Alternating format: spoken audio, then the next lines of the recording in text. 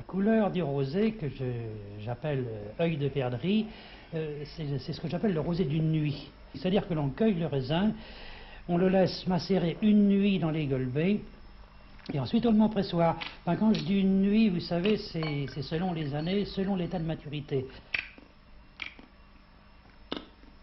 Le rosé d'une nuit a bien failli ne pas voir le jour. Sur les coteaux de l'Indre, on ne connaissait guère plus que le château d'Azay-le-Rideau.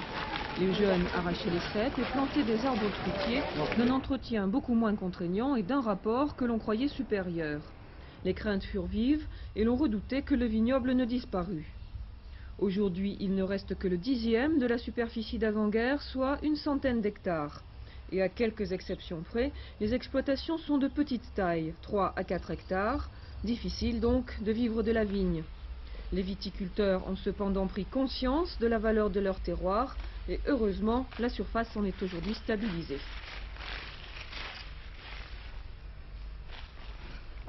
Si notre appellation est le plus petit terroir à appellation contrôlée de Touraine, c'est malgré tout un terroir de bonne qualité, je dirais même de très bonne qualité.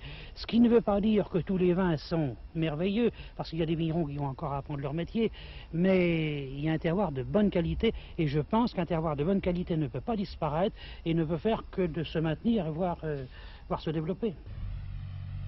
Les vignes ont bien souffert des 3 années consécutives de gel. Il a fallu remplacer tous les ceps morts. Actuellement, la production est de 3000 hectolitres, 2000 pour le blanc, à base de raisin Pinot de la Loire, 1000 pour le rosé, à base de gros lot, ce cépage typique des coteaux de l'Indre. Depuis la récolte 1976, ce rosé est classé appellation d'origine contrôlée. Les vins d'Azay-le-Rideau bénéficient de l'attraction du château voisin et se vendent bien sur le terroir. Quant à l'expédition, elle se fait dans toute la France et aussi à l'étranger. Le savoir et l'expérience sont toujours des gages de qualité pour des vins de plus en plus appréciés. Les vins de la vallée de l'Indre en général sont des vins féminins, des vins qui sont à l'image du château, qui sont d'une grande finesse et d'une grande élégance. C'est ça l'image que je me fais de nos vins de la vallée de l'Indre, de nos vins d'Azay-le-Rideau.